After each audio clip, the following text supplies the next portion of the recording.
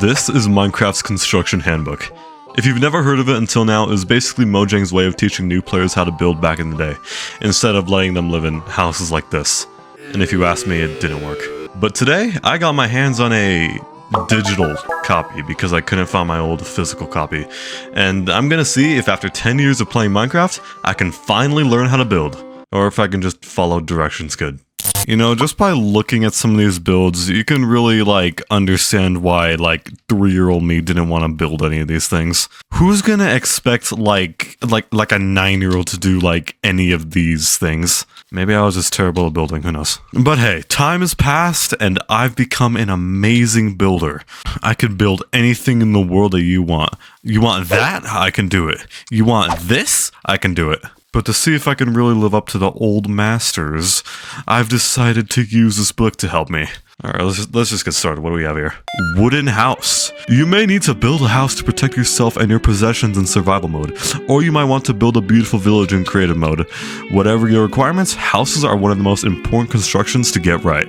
Okay, and for this, we're gonna need cobblestone, oak planks, oak logs, oak stairs, glass, an oak door, and some torches. Okay, now where should we build this thing? All right, here. This is good. I just need to, do some deforestation real quick. Okay, now step 1. First, create a simple 1-block high outline using cobblestone blocks. Add a slight outcrop at the front for an entrance and a slight dip at the back for a rear porch.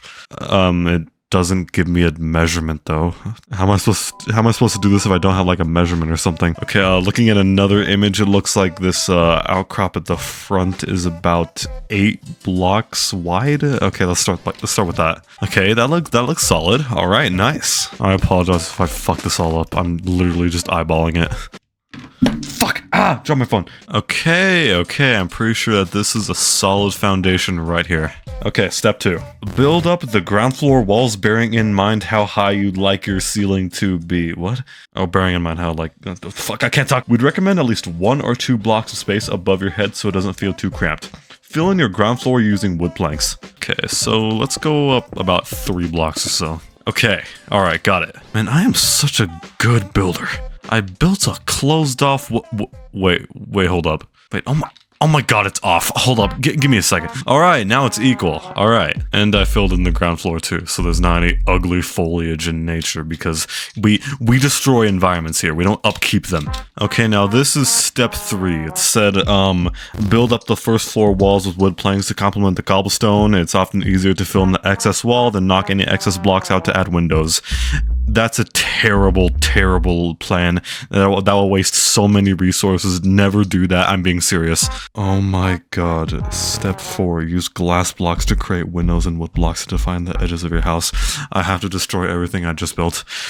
Why does every single video guide I do just do this stupid thing?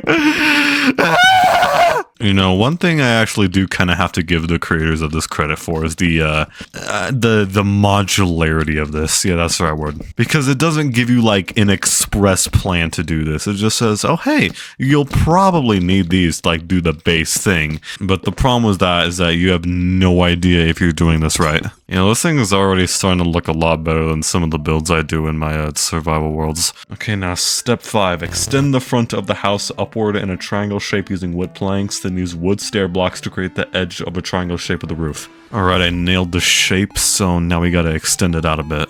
Okay, I would just like to say that before I continue, I don't think this is going to look very good, but I'll continue.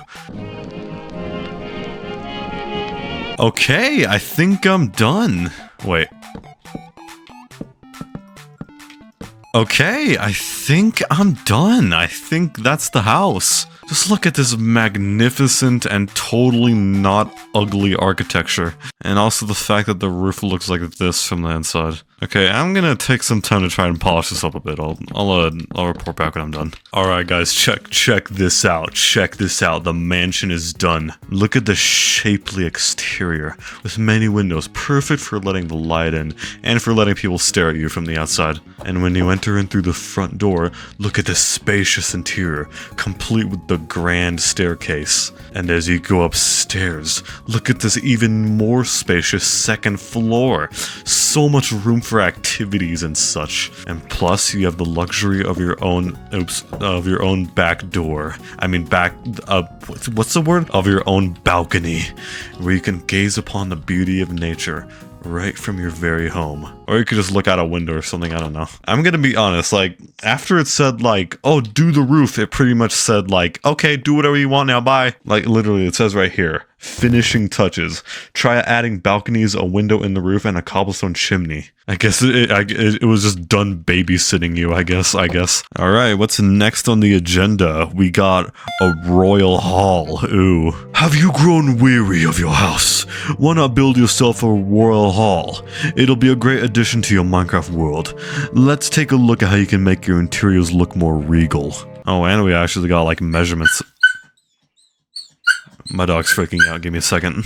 You know what? Let's just go along as we go. How about that? All right, this looks like a pretty good spot. Let's clear this out. All right, we've got our space, and it says choose a location for your hall and decide which blocks you'd like to use. We've used stone. Mark out a 19 block wide, 30 block long, and 10 block long. High outline for your hall. Once the outline is in place, fill in the floor using your chosen block. At least they're actually giving us some measurements this time. All right. We got our outline, and it's looking very outliney. Ignore this little bit over here, please. Please, I don't want to terraform anymore. Okay, now step 2. Mark out areas for windows now before you fill in the walls. This way it'll make it easier to move them if you change your mind. Add a royal carpet down the center of the hall that stops just before the area where your throne will sit. Yes, that's right. You're going to have a throne. You know, I said it before, I'll say it again. I don't understand how they were expecting, like, kids to do this. This recording is already reaching like an hour long, and I'm halfway through the second structure, dude. Oh my god. Alright, look at that. We've got ourselves a nice little throne. You know, I think I might understand, like, the allure to this build. What 5th grader wouldn't want to sit on this magnificent piece of art? Okay, I did what it asked, and I, filled up the walls with stuff, filled up the windows with stuff, and honestly, this isn't looking that bad. It's not looking, in asterisks, that bad. Okay, what's next? Step 4. Add stone pillars to your throne room for a really authentic touch. The pillars in our example are 2 times 2 blocks wide and the same height as the walls. We also added a stone brick pattern to the floor to create some detail. I can barely see the stone brick pattern, but I'll try my best to replicate it. I'm honestly kind of starting to get a headache. And to be honest, this isn't looking that bad. Maybe I should put some, like, shaders on or something to freshen up the look a bit. Alright, step 5. Of course, it's imperative that you keep the rain off of your beautiful throne. Add these wood blocks on top of the current stone brick pillars. They'll be the main support for the roof. Got it. Okay, yeah. You see, the problem with old builds like these is that they look good until you add, like, a crucial part, and then they just begin to look like shit. But, you know, we're not done yet. And let's see what we got next. Next, create the outline shape of the roof using wood planks and stairs, and extend the stair blocks all the way along your royal hall. Add windows at each end to allow natural light in. We were on such a good streak. Come on. This is going to take such a long-ass time.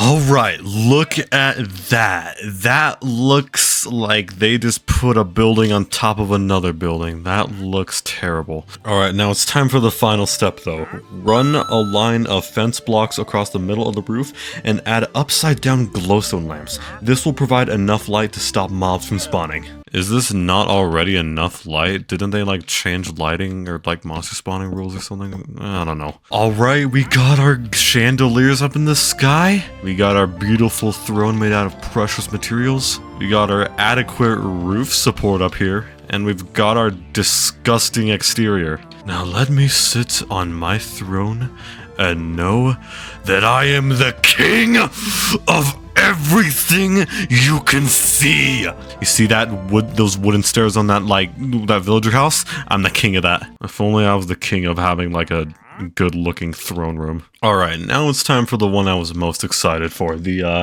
The Ocean Temple. A whole host of underwater themed blocks were introduced in 1.8 update. Unsurprisingly, these aqua-colored blocks are ideal for creating ocean themed structures. Why did I get parks from? What? Are ideal for creating ocean themed structures like temples. Okay, get ready for this, because this one is a whole 3 pages long if you're only counting like the instructional ones. Step 1. Ideally, this ocean temple should emerge from an ocean or other body of water. Find a suitable spot and then create a dark prismarine base 2 blocks above the surface. This example is an 11 times 11 block square with extra blocks to mark the corners and center point of each side. Can't do this. Okay, I did step 2 and also created like a little base for everything.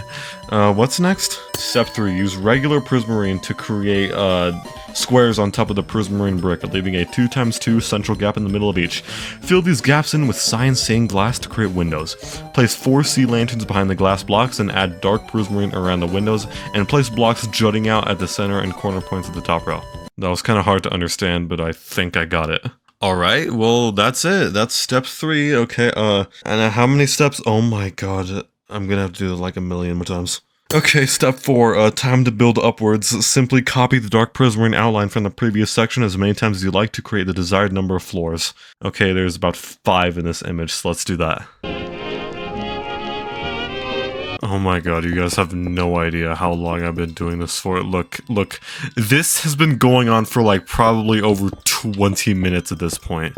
I had food, and the food's cold now. Okay, but that's, I forgot what step I'm on. That's, step 5. Okay, what's next? Hopefully it'll be a bit easier. Okay, step 6. Stone brick will contrast well with the blues and greens of the temple wall. Use slabs to create small overhanging details above the windows on each level.